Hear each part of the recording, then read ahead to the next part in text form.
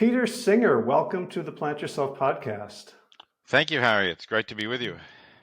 Yeah, so I have to, full transparency. I'm a little nervous because you're someone who has been important in my life and in the world since I was 10. I think Animal Liberation came out in 75. That's right. Is that when you were 10? Yes, Yeah, yeah. okay. That's yeah, I've got a few years on you.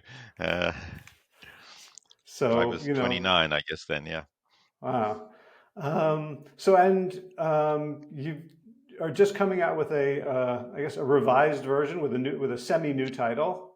Yeah, it's a semi-new book, I think you could say. At least half of the material is new because it's such a long time since I actually revised Animal Liberation. The last real revision was 1990.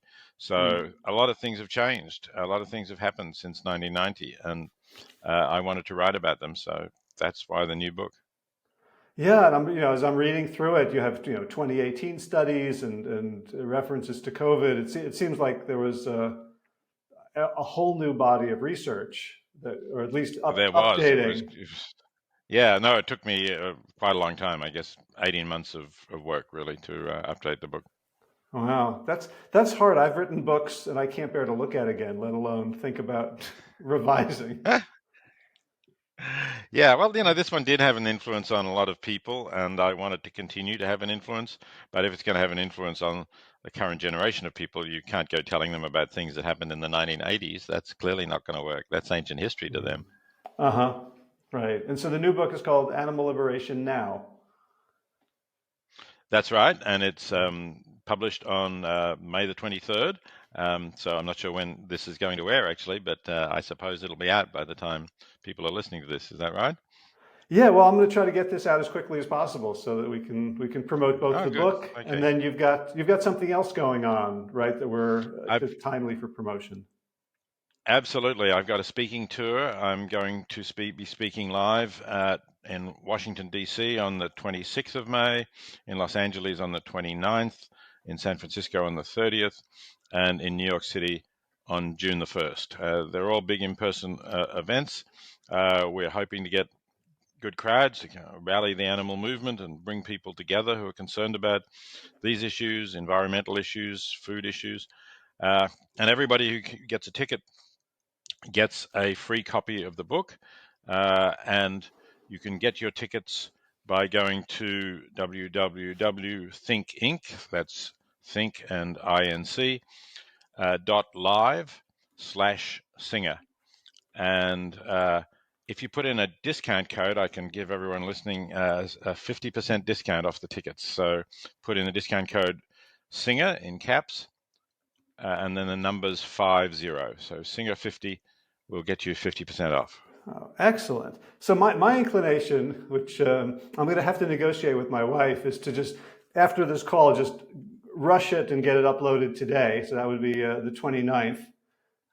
That would be terrific. That would The be reason I wonderful. Yeah. hesitate is we're moving out of our house on Sunday, so there's a few other things to do, Right. but Yeah. this is Yeah. I can important. imagine that's true. Yeah. Yeah. But yeah. Um, 20th. yeah. So I had been reading. Full disclosure, I didn't finish either of the book manuscripts that you recommended, but I hopefully have read enough um, Hmm. to hold up my end of the conversation. And one of the things that really struck me around, especially the book of sort of philosophical essays, Hmm. um, Ethics in the real world. ethics in the real world. So it's Yeah. a the first thing that struck me was how readable it was, and I'm not used to Good. philosophy being readable.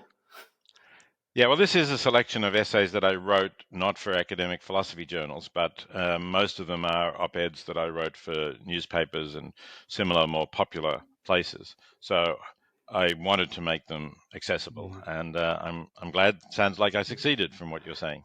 Yeah, so I'm curious, what's the difference between what you write for the public to make it accessible and what you write for fellow philosophers? Like, is it just, jargon or different types of arguments or? I try and avoid jargon, even what I write for my fellow philosophers. I don't like it, but it's more a matter of going into things in depth. So the pieces in Ethics in the Real World are mostly relatively short. They're like, some of them are as short as 800 words, some of them might be 2,000 or 2,500. But most academic articles are around 5,000, and some of them go 10 or 12,000 words. And then, of course, I've written academic books too, which might run to 300 pages.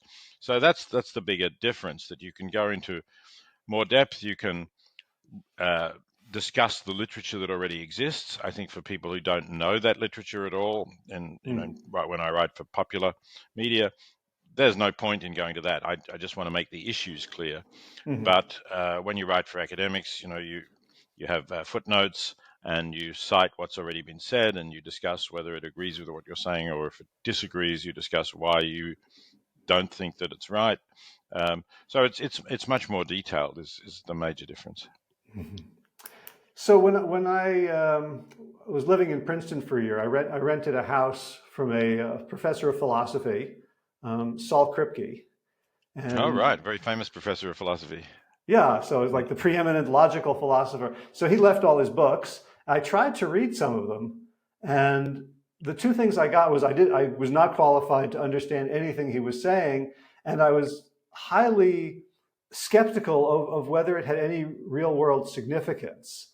And that's probably unfair, since I clearly wasn't capable of understanding a single sentence in names and naming. But there is a tradition in philosophy that is not for mortals like me. And it feels like from your very youngest days in the profession, you resisted that. And you were trying to do something else. Can you talk about kind of how you went into philosophy? Yes, I went into philosophy to some extent by accident. When I finished high school, I was going to do law, and in Australia, you can go straight into a law degree out of high school, Mm. which is what I applied to do, and I was accepted by the University of Melbourne's law school. But you see an advisor before you actually begin your studies. And the advisor looked at my high school grades and said, "Oh, you've done very well in history and literature and things of that sort. You might find law a little bit dry. Why don't you combine it with an arts law degree?" You could do that, and it took an extra year. Um, so I started doing that, and I got more interested in the philosophy, and never finished the law degree.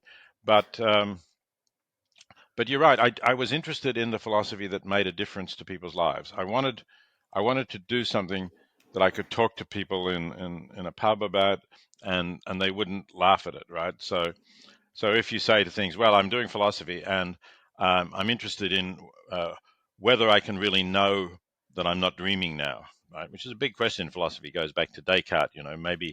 Maybe I'm dreaming. Maybe there is an evil demon who is deceiving me, or in the modern version of it, maybe I'm in the Matrix. Um, and how can I know that I'm not? Well, actually, now come to think of it, with the Matrix having been so popular, maybe you could talk to people about that in the pub, but certainly then it just seemed a bit crazy to say, "How do I know that I'm not dreaming now?"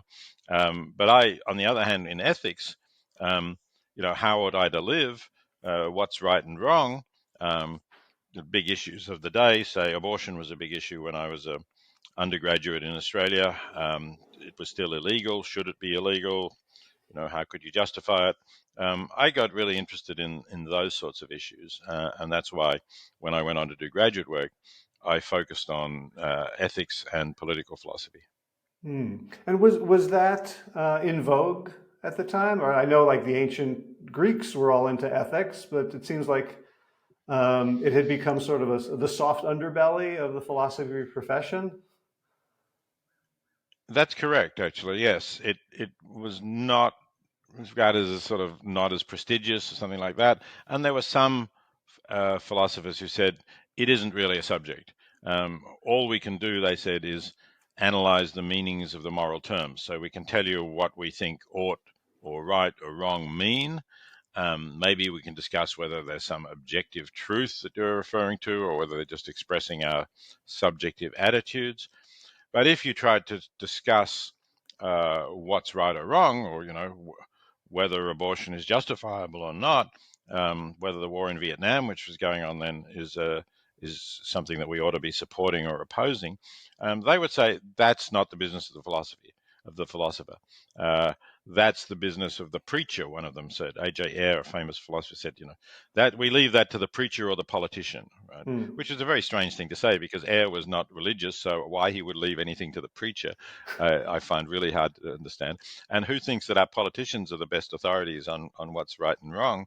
That's not so clear either. So, they were very dismissive. But fortunately, that was just starting to change when I was doing my graduate work. And I think it was starting to change really because of the student movement at the time, and the fact that students were insisting on saying, tell us something about whether war is justifiable and whether this war in Vietnam is justifiable. That's an important issue for us. We're being drafted to go and fight there. Should we accept that or resist? And we want our courses to be relevant to these questions, or to the civil rights movement, which was going on at the same time.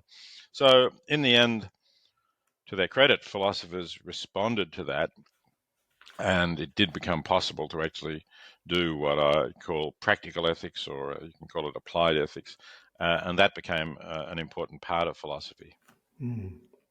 So, I first came across your writings in my own early interest in vegetarianism and then veganism, and um, at the time, and arguably still today, like I'm not always like a nice person, right? And I know people whom I just regard as like incredibly decent human beings.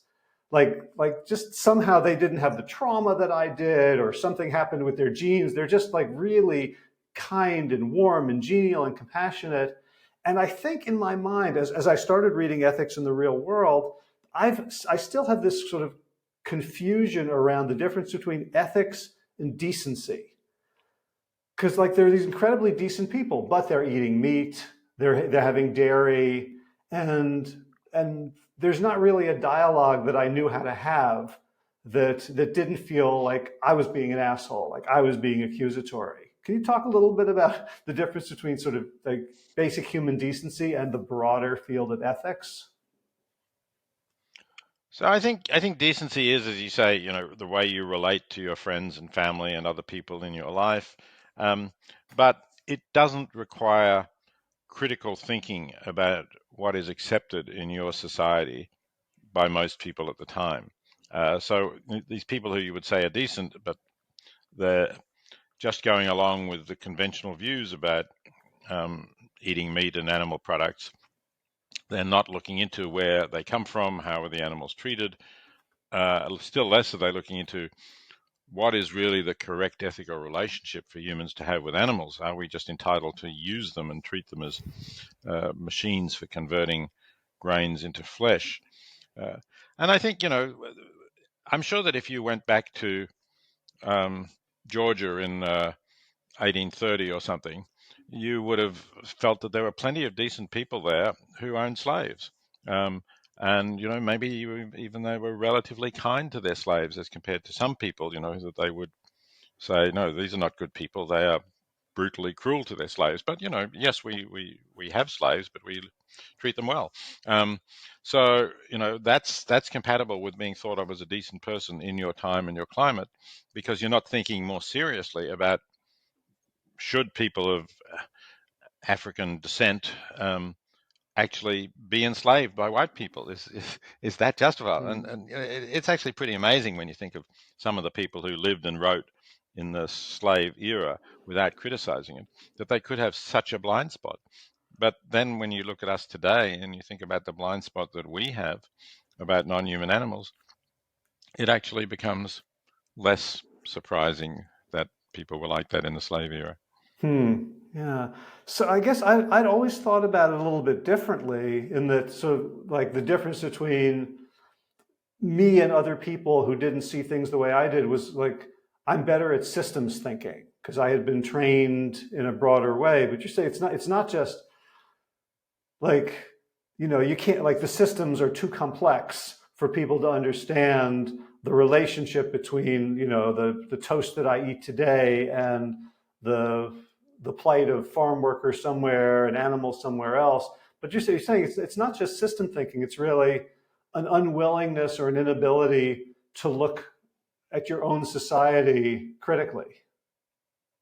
Yeah, I think so. I mean, there are some issues about food that are quite complicated and you need to really think hard, but um, I think it doesn't really require clear systems thinking to look at a video of how animals are treated in factory farms. And there are plenty of them available for people who want to look, and then say, this is not right, and then say, oh, but this could be what happened to the animals I ate for dinner last night, and I don't want to be supporting that by buying the products of that way of treating animals. That seems to me to be a fairly straightforward way of thinking. Uh, Hmm. and there's something else going on. There's something like this "don't disturb me" sort of thinking. This is the way we eat. This is the way my friends eat. I'm not going to question it. That stops people from even looking at those fairly basic facts. Hmm. All right. And I think, there's also the sense of a heritage. Like if we've been doing it for so long, it must be okay.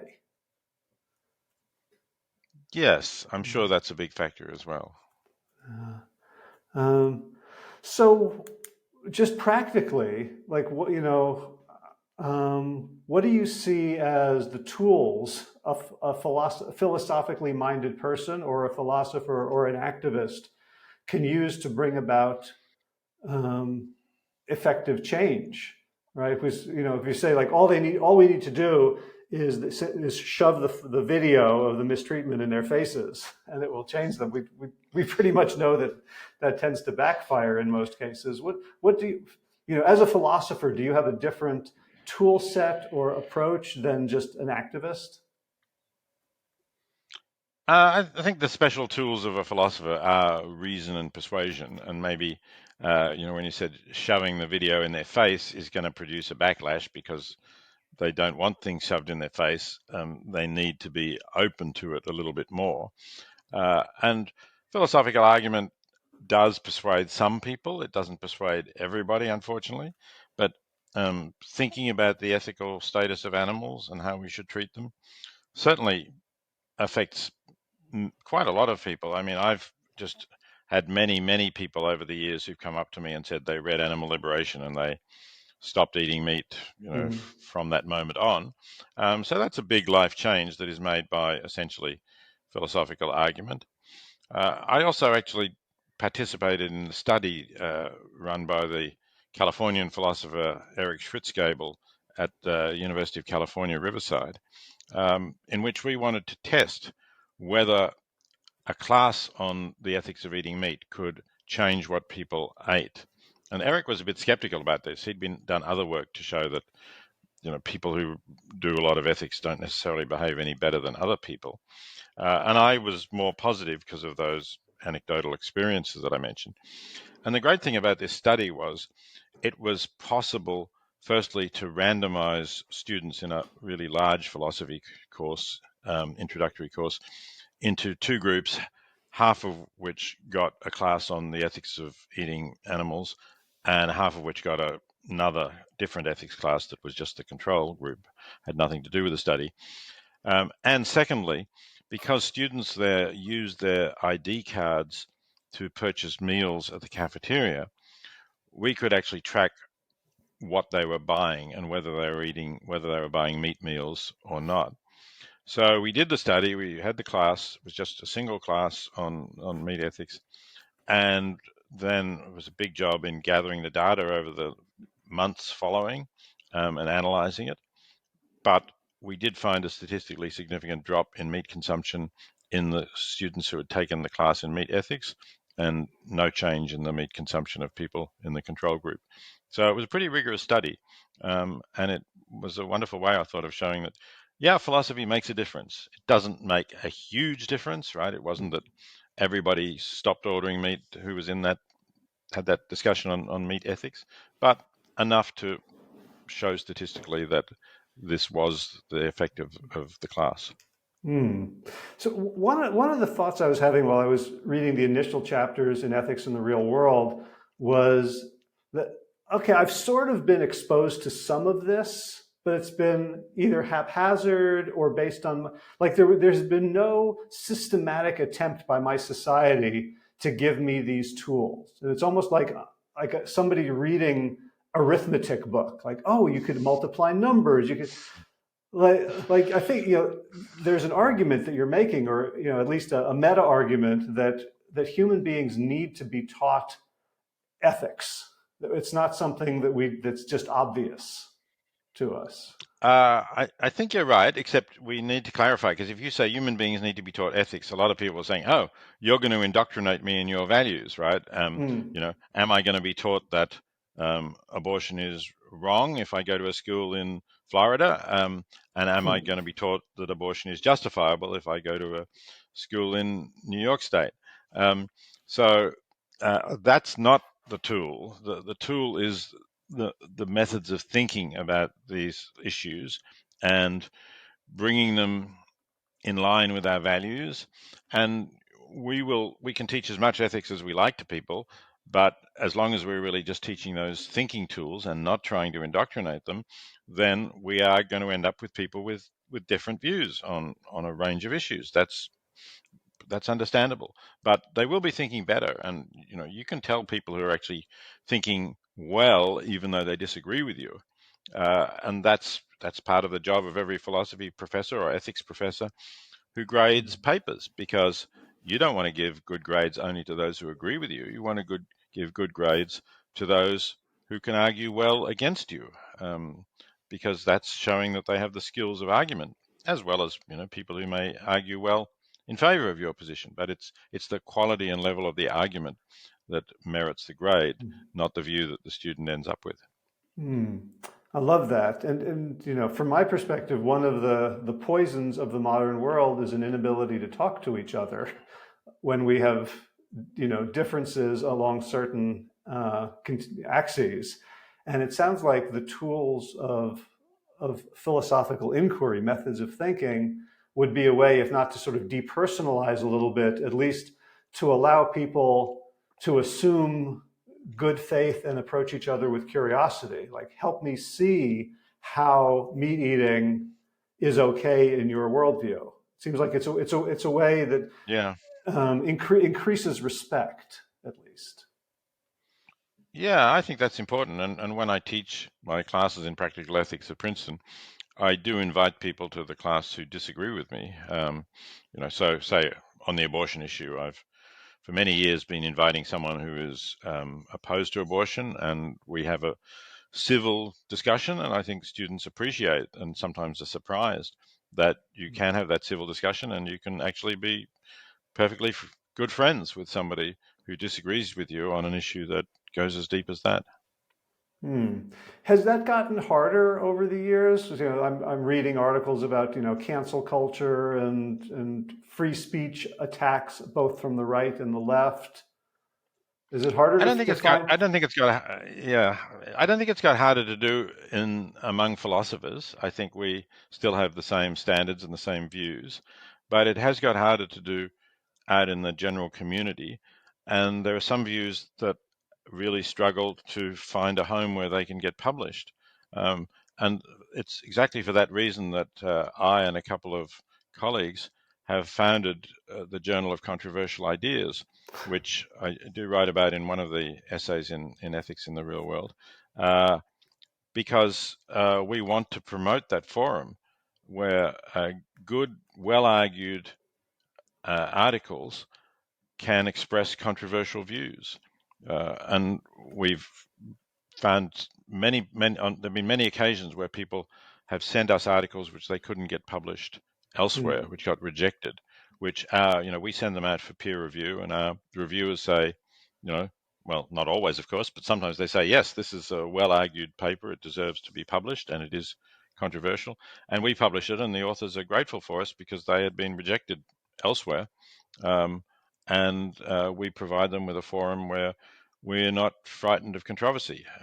We want to have controversy. We want to have the discussion because we think that even if we disagree, and as editors we do quite often disagree with the views expressed in the papers we publish, but we think the best way to refute a view that you disagree with is to have it published and then write replies showing why it's wrong. So how is that different from, let's say, the search for knowledge or arguments in, say, hard sciences? So, in my world around plant-based eating, I'm familiar with lots of studies, and there's, the camp that's completely convinced that 100% vegan diet with no added oil, sugar, or salt is the optimal human diet. There's a lot of other people who argue different perspectives. I'm not well trained enough to argue to really evaluate those points either. But it seems to me like one of them is wrong, or there's some objective truth out there. How does that work in philosophy, where at some point you're like, well, we're going to agree to disagree? Or do you feel like if they just understood this, or like how do these, how do you settle Yeah. debates? Who gets to be a impartial referee there?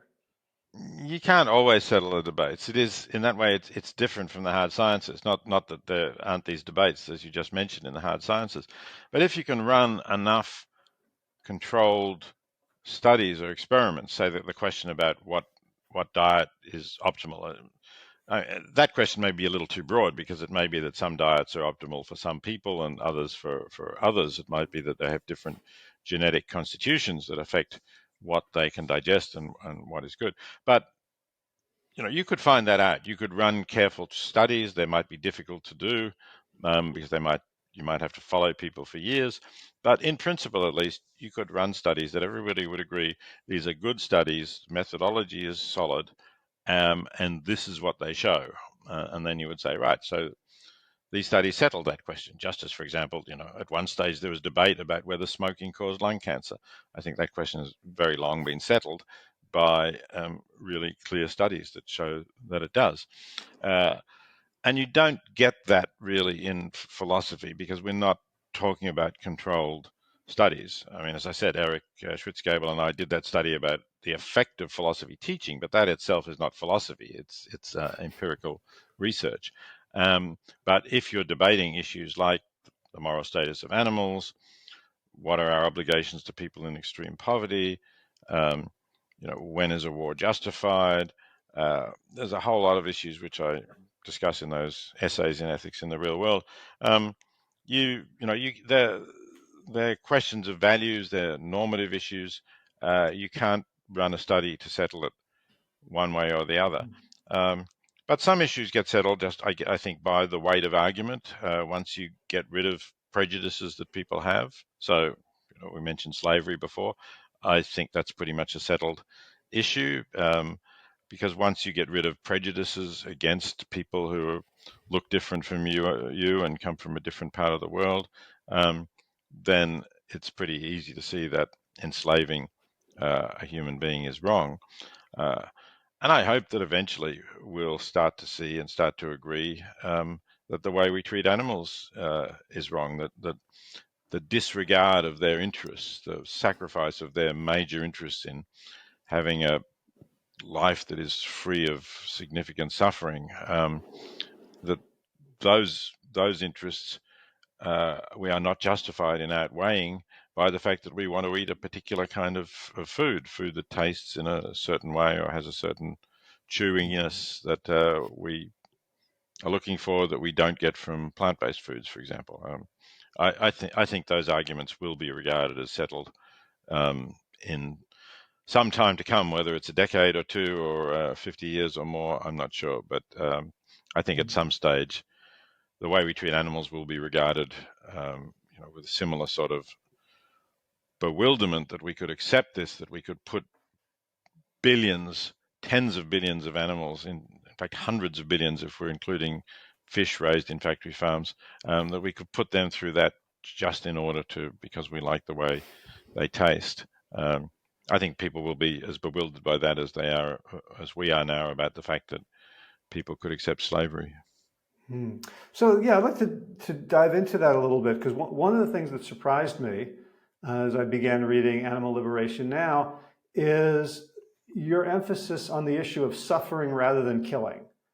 Because in almost all the discussions that I've had, it's like, is it okay to kill animals? And it's hard, and then they'll say, well, what about the animals killing animals? It's part of life. It's part of nature, human, and I've always found myself without purchase. And, I love the way you think and write in ways that kind of remove that from the equation for now. Can you talk about how, like maybe even like when did you first think that eating animals was wrong? Like what was the first impulse, and then how did you go about finding a philosophical basis that could sustain that perspective? Yeah, I can date that pretty precisely. It happened in 1970, so I was 24 years old. I was a graduate student in philosophy, and I had been reading and studying ethics already for a couple of years. And yet I hadn't really thought about animals as a serious ethical issue at all. As I said, I was interested in abortion, I was interested in the war in Vietnam and civil rights for minorities and so on, but not animals. And then I happened to have lunch with a fellow graduate student, a Canadian called Richard Keshen, who I'd started talking to after a class that had nothing to do with animals either. And we continued the discussion. He said, come and have lunch with me at my college. So I did. Um, for lunch, the hot dish was spaghetti with a brown sauce on top. And Richard said to the person serving, can you tell me, is there meat in that sauce? And when the answer was yes, he took the salad plate, which was the only option that didn't have meat. Uh, and, we sat down, continued the discussion, but I wanted to ask him about that because it was very unusual to meet a vegetarian in 1970. Hmm. I don't think I'd known any vegetarians really. I'd probably met, well, I'd actually been to India, and so I'm sure I'd met vegetarians in India, but, they had cultural reasons that weren't going to appeal to me, weren't going to get me to change what I was eating. Uh, so, so I asked him, and I thought perhaps he would say what you just said, that, well, I think killing is wrong. I thought maybe he's a pacifist, and I was not a pacifist. I thought and still think that it was justifiable to resist the Nazis, as I think today it's justifiable to resist Putin's invasion of Ukraine. Um, so, there were many answers he could have given, which I would have argued against quite strongly. But he said, I don't think it's right to treat animals the way that we treat them in order to turn them into meat. So even from the way he put it, it was the lives that the animals were living, not the fact that they were killed, that was relevant. And I said, what do you mean by that? Don't they have good lives? They're all outside in the grass. They don't go hungry. They're protected from predators. And he said, no, it's actually not like that. A lot of them are brought indoors. They're closely confined. They never get to walk out in the sunshine. Um, and I said, really? Is there anything written about that? And he directed me to the only book that was written about that at the time, a book by Ruth Harrison called Animal Machines, which I found very compelling because she quoted from the farming magazine, something that I've learned um, and do in Animal Liberation and Animal Liberation Now. And it was clear that the attitude of these farmers that she was quoting was really that these animals were just useful machines for converting the grain they were being fed into meat, milk, or eggs. So I started to think really, well, is that justified? And then I said, well, what are the philosophers who I admire say about this? So I started to look for philosophers who had written about the issue of animals. And the justifications for eating animals were just so bad. I mean, a lot of philosophers ignored it, right? That was one interesting thing. That just wasn't an issue for them that they discussed. But those who did touch upon it, um, so Aristotle said, the less rational serve the more rational. And he used that to justify us in eating meat, but he also used it to justify Greeks in enslaving barbarians because barbarians he thought were less rational. Well, I mean, you know, I didn't think that the fact that you were less rational, take humans, there are humans who differ in their intellectual abilities. Um, we're not justified in using them for our purposes, let alone for raising them, fattening them for food and killing them and eating them. So, that didn't work. Kant had this idea that humans are self-aware or autonomous or something. But I think, and actually, it's interesting that one of America's leading Kantian philosophers now, Christine Korsgaard at Harvard, agrees. I think he was confusing what it is to be a moral agent, to actually be able to capable of taking moral decisions and to be somebody who is worthy of being blamed or praised for their actions. For that, you have to be self-aware and you have to think, what should I do? And I agree that most animals don't think that. Um, but to be what we call a moral patient, that is someone whom we have to act morally towards, it's enough to say they're capable of feeling pain or they suffer. And then there's a question about whether we're justified in inflicting pain. That's the crucial line, I think. That's why, rocks are not moral patients, because there's nothing we can do to a rock that is really going to hurt the rock. But any being capable of feeling pain is. So, I read some more of these philosophers, and including modern ones, and what they said was just not convincing. And then it started to dawn on me that this is like justifications of slavery that were offered. This is an ideology that we have developed to serve our own interests. And not only does it have sort of arguments like these philosophers were using, but it has a religious justification. Right? In the South, it was believed that passages in the Bible were interpreted as believing that slavery was okay. As far as animals are concerned, uh, you know, Christians and some Jewish believers as well, um, maybe Muslims will refer to the verse in the book of Genesis about saying God gave us dominion over the animals. And they interpret that as meaning God said, whatever you do to the animals is fine with me. You don't have to report back to me. So that was really when, as I say, the started to dawn on me that this is just a huge systematic wrongdoing with an ideology that justifies it, but that doesn't stand up to critical scrutiny. So it's interesting that a lot of the counter arguments appear to be sort of based in religion and theology, which I get from your writing that you're not a huge fan of operating from that perspective. And just a little autobiographical thing, like when I was 12 or 13, I decided to be an atheist because it seemed edgy. And then this visiting rabbi came to the synagogue where I went, and he's since become famous for lots of things that I'm not a fan of. His name is Dennis Prager.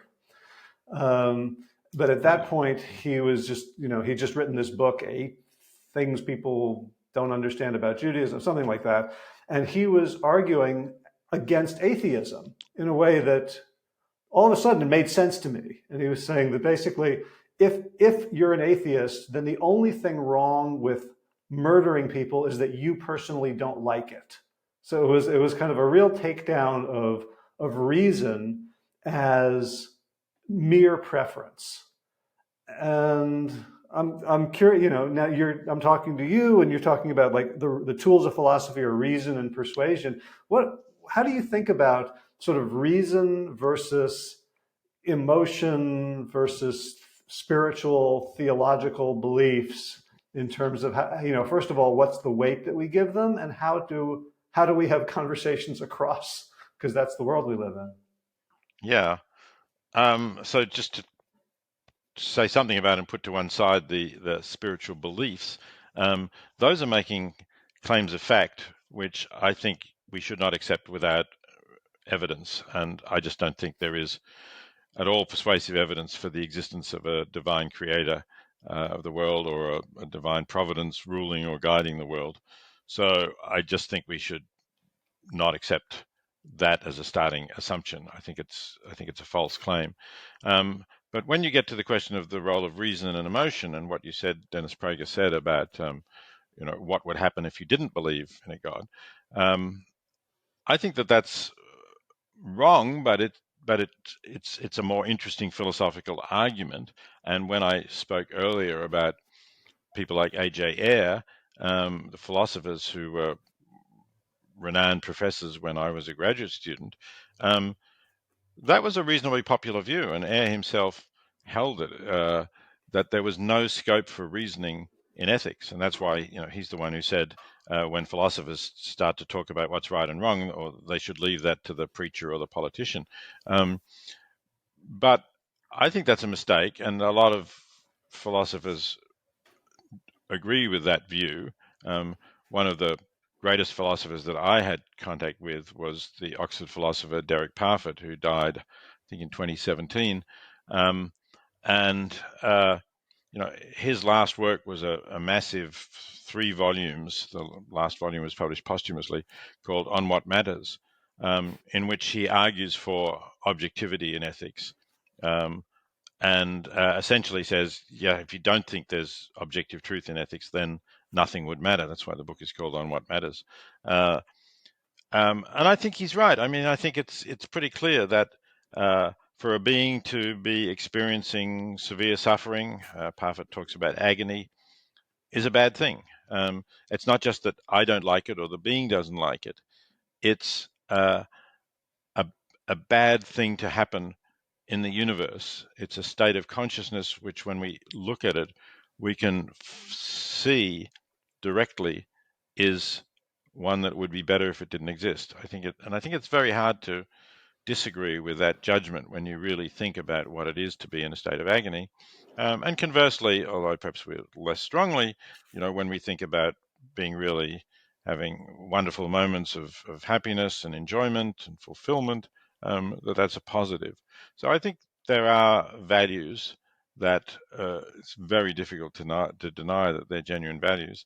And we can start to see that reason then does play a role in our judgments of what is right and wrong. So it's not just a matter of emotion. And I don't want to say that emotion has no significance. I think it has a lot of significance. A lot of contributes to motivation towards avoiding inflicting suffering on people. And so I'm not downplaying its role. I'm not saying we should all be coldly rational throughout our lives at all. Love and warmth and sympathy, empathy, all of those things are really important. But we can use our reason to say that some choices people make are irrational, and not just because they're bad for them, but because they're bad for sentient beings in general.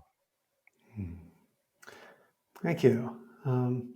So one of the other things that I noticed in your writing is that you seem to have a sort of an aversion to any sort of absolutism. That it's any question has to come back into the the cauldron of logic and reason. So you mention that you think that it's possible that certain animal experiments that led to huge advances in the treatment of Parkinson's disease may have been justified. I'm imagining, vegan activists reading this and toppling you from the pedestal, or Sure. um, Yeah, I got some criticism for saying that, but I think it's difficult to deny that. I think it's very difficult to be an absolutist about animal experiments. Because then you give the easy response to your opponents. They say something like, "Well, look, suppose your child could be saved by doing an experiment on one mouse. hmm, Does that mean you shouldn't do the experiment and you should allow your child to die?" Right? That's pretty hard to say yes to that. Yes, I should allow my child to die, rather than experimenting on one mouse. So uh, I think actually it's a stronger position if you acknowledge that this is not a blanket prohibition, not an absolute prohibition of anything that would be considered an experiment on an animal, but it's saying that most animal experimentation fails to give any serious consideration to the interests of the animals, and often it inflicts great suffering on animals for no benefit at all for humans. And that's another example of this general attitude that we have to animals, which I call speciesism, which we really should try to get rid of. hmm. So I'm reminded, and I know we have to wrap up very quickly, but I've been following behavioral economists for a while who revel in sort of human irrationality, and there have been a bunch of wonderful studies that behavioral economists have conducted among themselves, showing that they're just as irrational as everybody else, that knowing about confirmation bias and selection, that all these things don't actually help. Where something like 95% of them in a survey rated themselves as more self-aware than others in a stunning display of metacognitive irony. And I'm wondering, for you personally, are there philosophical stances that you hold that you wish you didn't, where you feel like there's a conflict between what you'd prefer, or how do you manage, this sort of refined career in ethics with with the fact that you're a flesh and blood human being with emotions presumably like the rest of us? Yeah, I suppose the best example is that I think to act ethically, you should be, really impartial in weighing up the interests of all of those affected by your actions. But as a flesh and blood human being, I can't really be impartial between my own children, again, the sort of example that I just gave, and strangers, or the children of strangers. I think we have to accept that about ourselves, that there are some things that we can't do, so we're not going to be completely impartial. We're not going to be purely rational beings, but we can try to control it and limit it. So I think there are certainly, I would save the life of my own child probably rather than the lives of two strangers, I guess. But that doesn't mean that I also have to buy really expensive I don't have to buy really expensive presents for my children or grandchildren, as it's more likely to be nowadays, rather than donate to help an effective organization that's assisting people in extreme poverty, where the question isn't whether their children have their favorite brand of whatever it might be, but whether the children have enough to eat. Thank you. Thank you. So I want to go out by reminding people about your speaking tour and the reissue of the book. Can you just say once again the details of both? Yeah, sure. So the book is called Animal Liberation Now. It's published in the United States by HarperCollins and elsewhere by Penguin Random House.